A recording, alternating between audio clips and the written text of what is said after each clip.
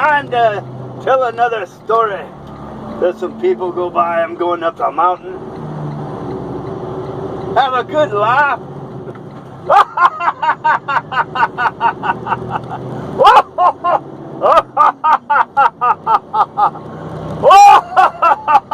Energizes the whole body, don't it? Yes. But I thought I would give you a little nighttime story that will scare you. So, you don't believe in magic, do you? Well, I'm not going to change that. See, you are subjected to magic every day. People are casting spells. They reach out and they grope ahead. They grab a hold of your mind and they take control. And it's easy to prove.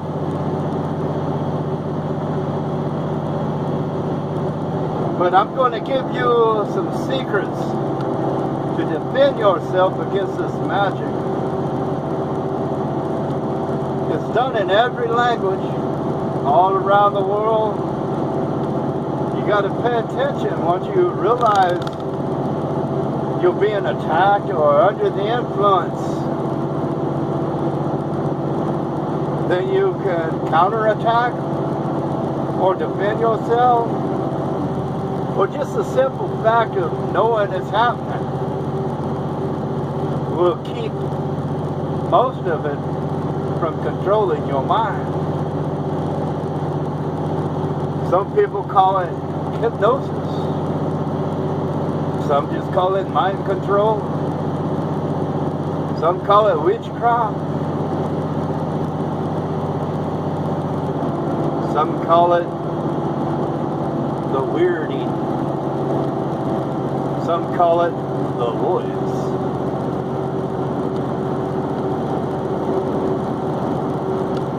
But it's been ingrained since we were little children. These words were manipulated to control the minds. If you want to know if you're being controlled, pay attention to your emotions. Your emotions will let you know. Whenever there is a change in your emotions and you're dealing with other people, sometimes even the thoughts that are running around in your head, because a lot of those thoughts in your head, they don't belong to you. They belong to other people, and they have slipped them inside your head when you weren't paying no attention. And this is how they get them in your head. They use words, magic words. And I've been using some.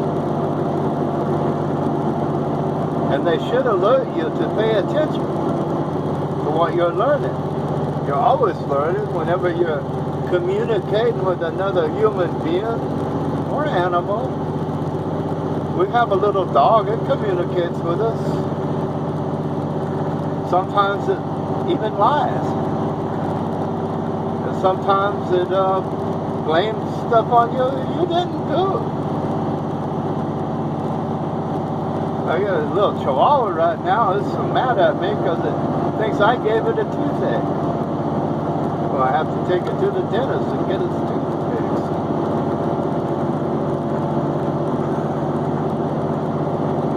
But here we go. The magic words that people use, government uses, schools use, the churches use to gain control of your mind. The word it. I-F. Yep. That is a very powerful word.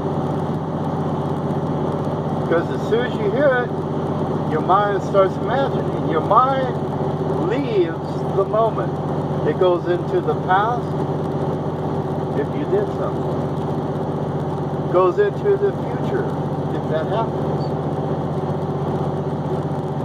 but your mind does not stay in the present.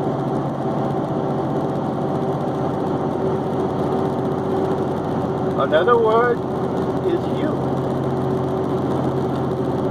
Whenever you hear the word you, somebody is commanding you to do something.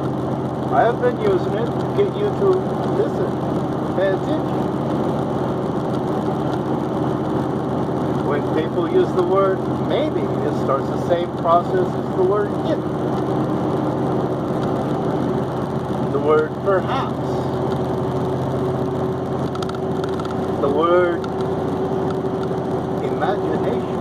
Just imagine what it was like to be a poor child in the 1600s, living on the streets of London.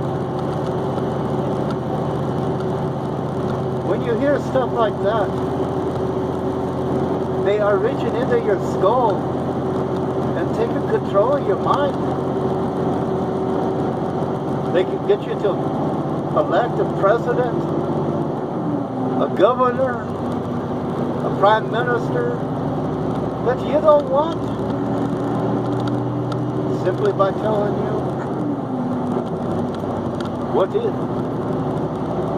Imagine, perhaps, remember. That is a very powerful statement. Remember? Oh, so sad. Somebody ran off the mountain. Bunch of fire trucks. First responders going to pick somebody up off the cliff.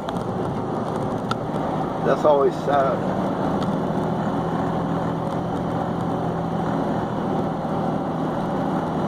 It happens. You're so used to it. You could be conveying a message, a control, a key word or phrase to other individuals that ain't even yours. You're being used as a middleman. You don't believe me? What happens to you when I use the word, hey, patriot? You want to be a patriot? You love your country, huh? Patriot. It's a mind control word.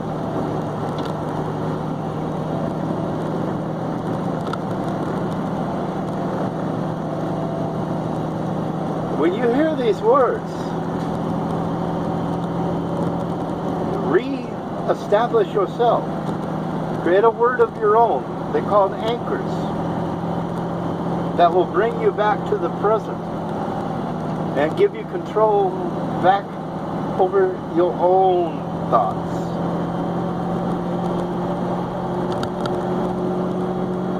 You could hurt, say hurt, say yeah, say some common word but put a twist to it. You could pinch yourself, something to bring you out of the hypnotic trance you've been put in.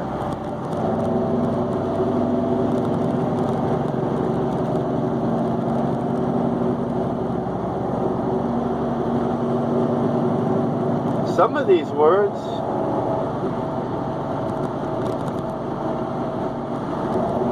racial words,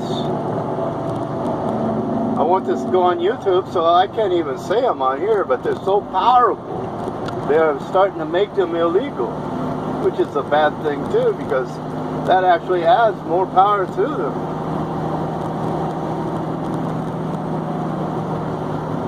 When you hear words, even the word and you're going to do this, and you're going to do that, and you're going to do what? These all reach into your head and start controlling you. Here's a good phrase for controlling. You want to do. I think of one I've been hearing lately. Well, it's a combination. You have never. You can never. Nobody's ever. No one ever has. And that's another thing they do, is they take away your individuality and start programming you as a group, as a society, as a culture.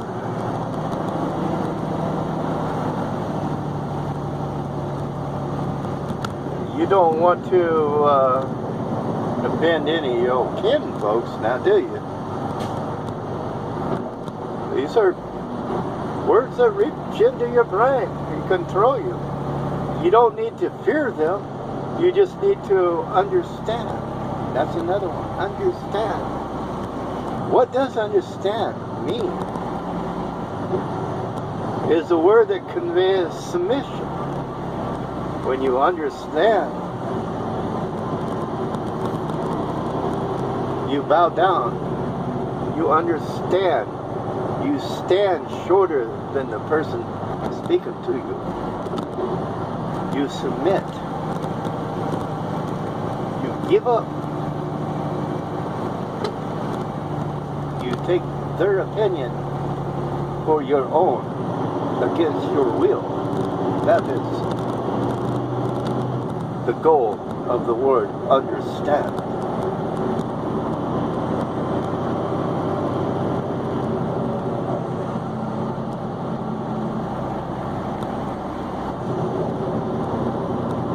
That's why you very seldom hear like a politician or somebody from a royal family going, I understand what you mean.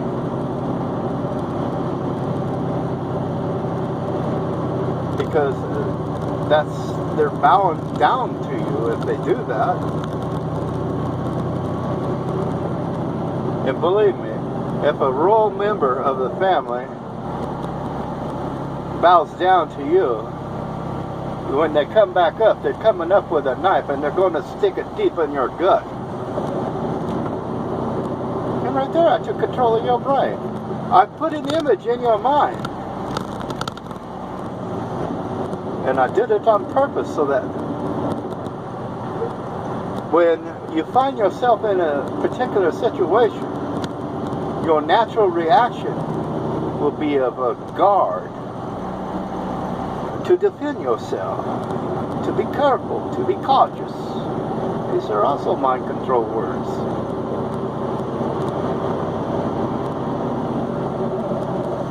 You gotta jump off, Mike? Pay attention. No, I'm 70. To the words that come out of your mouth. Pay attention to the words that come out of other people's mouth. Because communication is the essence of magic. It doesn't even have to be words. It can be body language, eh?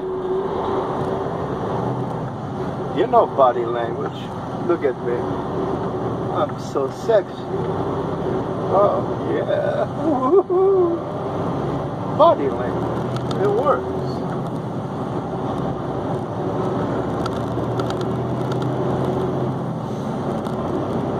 So, I know I need to speed all this up. I know this is like, what kind of words should I use? Jazz. It is jazzy. It is without script. That is jazz. Jazz is making it up on the fly. Jazz is taking that which you are and exposing it to everybody. Letting your heart burst and flood the world with love. This is jazz. Philosophical jazz. And don't ask me to re-say that word, because I can't for the moment.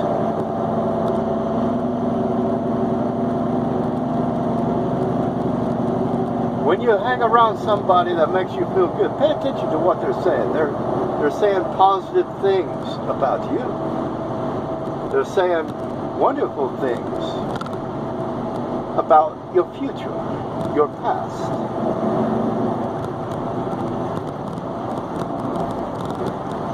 Are they opening their heart and just letting joy flow? Are they creating a loving atmosphere for the benefit of everybody? Or are they being deceptive? And are they going to bring you onto the car lot and sell you an old clunker? It's always good to go. There's another one of them words, go. It is always good to go to an etymology dictionary and look up common words you use. Like the word nice. I got in the habit of saying everything's nice. I thought nice was a wonderful word. But it's not. Nice means foolish. That's why nice guys never get lucky. That's why when you walk onto a used car lot, the salesman or person walks over and the sales lady might say, "You look like a nice guy. I could tell by the way you're dressed. And you are in luck today. Come, follow me, and I will show you the car of your dreams. The car you can walk away with today. The car you can have right now. Just come with me." And as you walk with them, they'll be asking you questions. Is this a nice day or what? It's a nice sunny day. Temperature's not hot. It's not cold. You say yes. They'll say, "You look like you're feeling good today."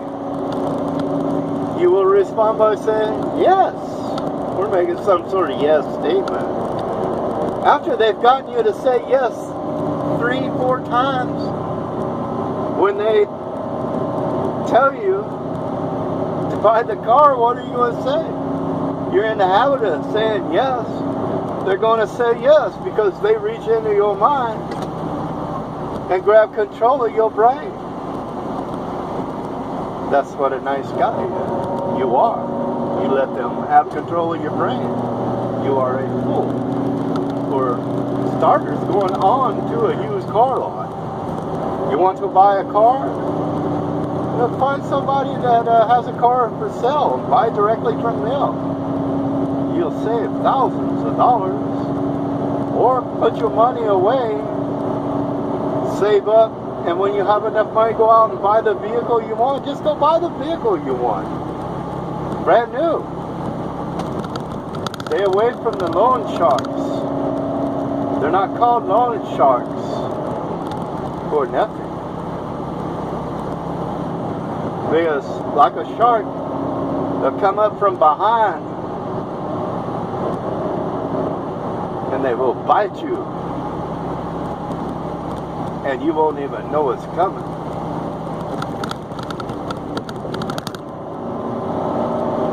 So, my nighttime philosophy class. Be aware of the magic people are using on you. In the churches, in the schools, in government.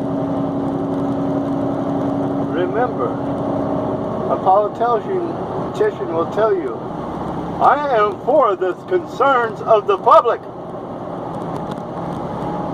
We must have a powerful public, a free public, and one that has control over the situation.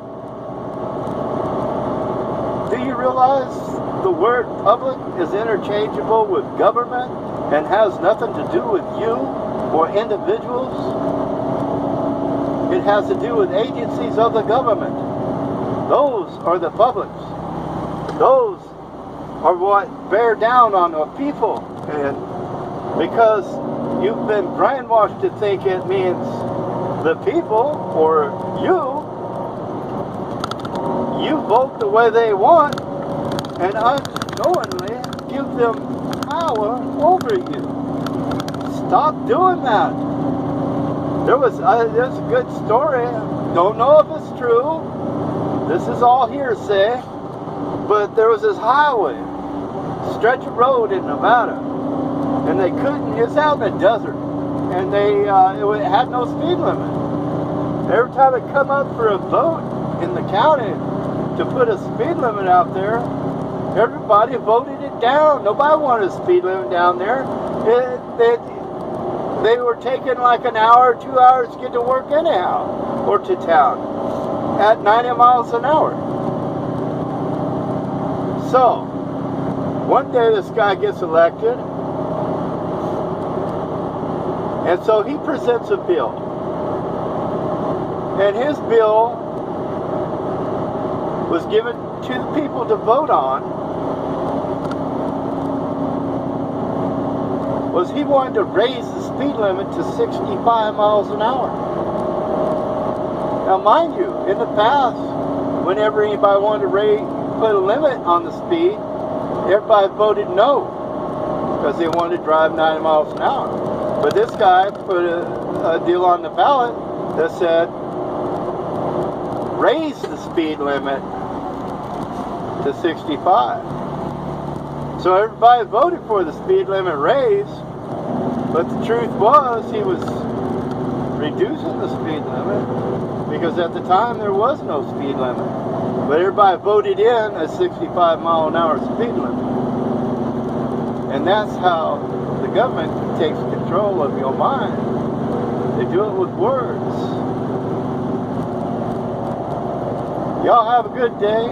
Enjoy yourself. Laugh. Be healthy. And may you be wealthy.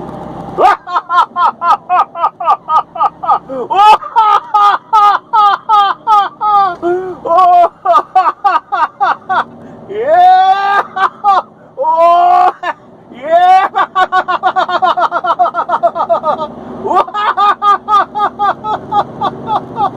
Whoa, love y'all. Goodbye.